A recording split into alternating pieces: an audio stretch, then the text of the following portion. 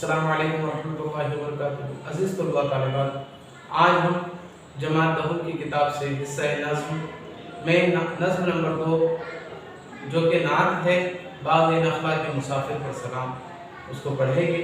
لیکن ضروری یہ ہے کہ نعت میں آنے والے مشکل الفاظ کے معنی ہم پہلے سمجھ لیں۔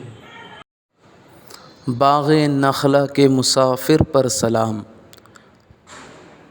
نظم کے اس عنوان میں ایک لفظ آیا ہے نخلا، جو کہ عربی زبان سے ماخوذ ہے، جس کے معنی ہیں وہ جگہ جہاں کھجوروں یا دوسرے درختوں کا جھنڈ ہو، وہ مقام جہاں کھجوروں کے بہت سے درخت ہو۔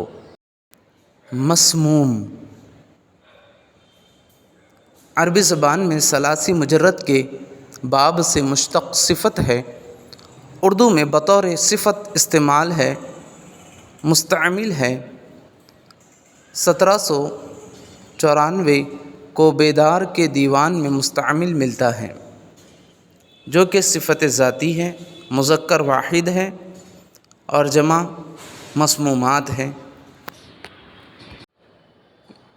کوچہ بکوچہ، جو کہ فارسی سے ماخوذ ہے، جس کے معنی ہیں گلی گلی، ایک گلی سے دوسری گلی، جگہ جگہ۔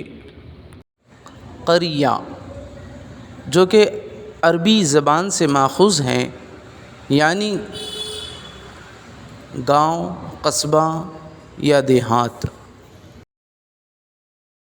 کاہن عربی زبان میں ثلاثی مجرد کے باب سے مشتق اسم فاعل ہے، عربی سے اردو میں اصل معنی و ساخت کے ساتھ بطور اسم استعمال ہوتا ہے۔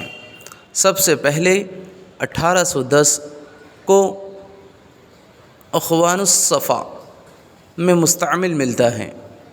اس میں نکرہ مذکر ہے اور واحد، جس کے معنی ہیں فعال نکالنے والا، پیش گوئی کرنے والا، شگونی، قیافہ شناس، نجومی، غیب کی خبر بتانے والا۔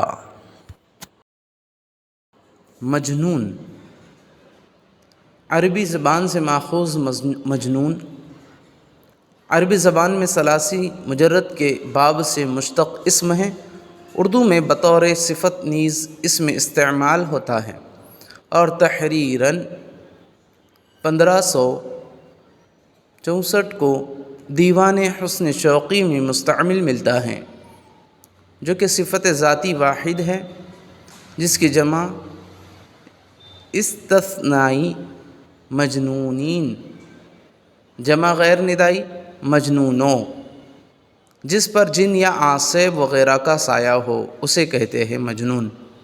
پیکر فارسی سے ماخوذ یہ لفظ پیکر ہے، جس کے معنی ہیں جسم یا جسد، جو فارسی سے اردو میں اصل صورت و مفہوم کے ساتھ داخل ہوا، بطور اسم استعمال ہوتا ہے اور سب سے پہلے 1707 عیسوی کو کلیات والی میں مستعمل ملتا ہے۔ مذکر مؤنث واحد، اسم مؤنث جسم یا جسد۔ نعلین عربی لفظ نعلین عربی سے ماخوذ ہے، جس کی تفصیلات یہ ہیں دونوں جوتیاں، یعنی دونوں جوتیاں یا جوتیوں کا جوڑا یا جوتے کا جوڑا۔ ظلمت عربی زبان میں ثلاثی مجرد کے باب سے مشتق اسم ہے، اردو میں بھی بطور اسم مستعمل ہے اور سب سے پہلے 1739 کو کلیات سراج میں مستعمل ملتا ہے۔ اس میں کیفیت مؤنث ہے واحد، تاریکی اندھیرا، نور کی ضد سیاہی کالک۔